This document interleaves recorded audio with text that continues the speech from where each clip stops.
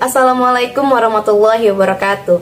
Perkenalkan, nama saya Nindya Karninda dengan NIM 2108641. Jurusan yang saya ampuh yaitu Pendidikan Jasmani Kesehatan dan Rekreasi. Jurusan ini saya ampuh di Universitas Negeri Padang. Baiklah, di sini kita akan membahas tentang sejarah filsafat masa periode Yunani dan Romawi, masa abad pertengahan hingga masa abad modern. Ya, sebelumnya kita sudah membahas tentang apa sih itu filsafat, dan kita juga sudah membahas tentang bangsa-bangsa Yunani itu dari mana saja. Nah, itu sudah kita bahas di video sebelumnya, bisa dilihat di video sebelumnya. Baiklah, kita akan membahas tentang sejarah filsafat masa periode Yunani Romawi. Ya, bangsa Yunani ini terkenal dengan masa peradabannya, itu sangat terkenal peradabannya, dan masa kehidupan di mana zaman ini juga mempercayai sesuatu yang hal yang mitos gitu. Nah, itu pada abad pertamanya ya bangsa Yunani ini. Nah, terus Yunani tempat sejarah di mana sebuah bangsa yang memiliki peradaban. Terbentuknya filosofi zaman Yunani kuno disebut dengan periode filsafat alam. Karena apa? Karena di filsafat ini, di awal periode ini dikenal dengan filsafat alam itu dikarenakan para filosofi ini banyak mencari tahu tentang alam, tentang yang ada di sekitar alam. Makanya dikenal dengan filsafat alam. Dengan adanya filosofi inilah sampailah mereka melakukan kebenaran yang bersifat universal. Nah, dari filosofi ini tersebut, jadi warga-warga bangsa Yunani ini dia tidak mengenal lagi yang namanya mitos. Jadi sesuatu kebenaran itu, sesuatu hal yang kebenaran itu ya benar-benar hasilnya nyata gitu, tidak mitos semenjak adanya filosofi ini tadi. Nah, dari masa demi masa filosofi pun mencari tahu tentang pengetahuan-pengetahuan alam. Nah, dari masa demi masa mereka pun juga mengenal tentang sistem tulis, mengenal lukisan, dan tata letak Yunani ini juga sangat strategis, tempat pelabuhan.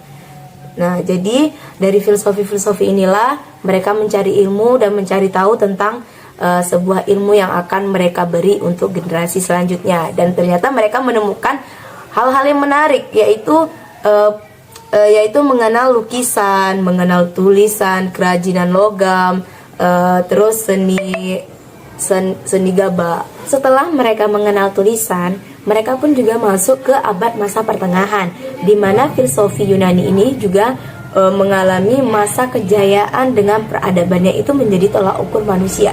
Dan masa abad pertengahan ini juga terkenal dengan abad yang gelap. Nah, masa ke masa pun juga Yunani ini jatuh ke tangan Romawi, dan Romawi juga memuncak. Ia juga melihatkan kekuasaannya hingga ke daratan Eropa, dan mereka juga tidak lupa juga membawa pencapaian Yunani tersebut. Nah, pada masa Romawi ini juga pada abad ke-6 filsafat Eropa telah mengawali kelahiran filsafat Barat. Dan masa abad pertengahan ini juga ada namanya sejarah gereja yang mengakibatkan dengan abad gelap tadi. Nah, sejarah gereja ini adalah yang diatur dengan bapak-bapak gereja, yang dimana segala penelitiannya itu diatur dengan hukum gereja. Jika sesuatu penelitiannya itu melenceng dari hukum gereja, maka mereka mendapatkan hukum yang seberat-beratnya, sehingga mendapatkan hukuman mati juga bisa. Nah, setelah itu mereka juga bisa dikeluarkan dari agama gereja. Nah, setelah itu barulah pada abad ke-13 tercapainya puncak kejayaan bagi para filosofi, yaitu mereka mendirikan pendidikan. Di sana mereka juga mendirikan sekolah-sekolah dan universitas. Nah, dan universitas ini juga dibawakan dengan Aristoteles. Yang Aristoteles ini sudah saya jelaskan di video sebelumnya. Mereka membangun statistik Islam dan statistik Kristen. Mereka juga memiliki dua sekolah, yaitu statistik Islam dan statistik Kristen tadi. Setelah berdirinya universitas-universitas tersebut, maka terlahirlah filosofi-filosofi yang sangat hebat juga. Nah, baru masuklah kita ke zaman modern, di mana zaman ini telah mengubah pola pikir dari yang mitos, dari yang hoak, hingga kebenaran pun muncul. Nah, zaman modern ini juga banyak yang bilang bahwa ini adalah perkembangan dari Renaissance, yaitu dimana perkembangan zaman setelah abad gelap. Setelah dari abad gelap ini, barulah banyaknya agama-agama Islam yang masuk dan banyak juga orang-orang yang memasuki agama Islam. Nah, jadi di sana barulah kemajuan ini juga dilakukan oleh orang Yunani Eropa. Yang Yunani kuno dulu sudah jatuh, sekarang pun bangkit lagi dia. Dia pun dengan cara apa?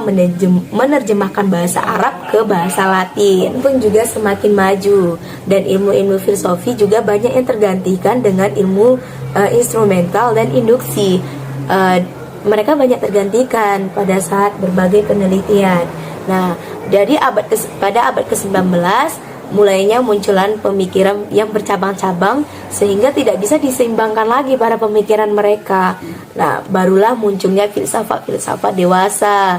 Nah, pada abad ke-20, abad yang dimana kita rasakan pada saat ini juga, yaitu kemajuan teknologi yang sangat pesat. Itu dilakukan oleh filsafat-filsafat dewasa, yaitu majunya di bidang fisika, kimia, biologi, teknologi. Nah, itu yang kita rasakan pada saat ini. Itulah perkembangan dimana yang dari zaman hoak dan dimananya kepercayaan-kepercayaan yang tidak benar sehingga dibenarkan, sehingga mendapatkan teknologi yang sangat-sangat lebih yang kita rasakan pada saat ini juga. Nah, itulah sejarah filsafat Yunani kuno. Sekian materi yang dapat saya sampaikan. Jika ada kekurangan, saya mohon maaf dan saya mohon ampun kepada Allah Subhanahu wa taala. Saya akhiri, wabillahi taufiq wal hidayah. Wassalamualaikum warahmatullahi wabarakatuh.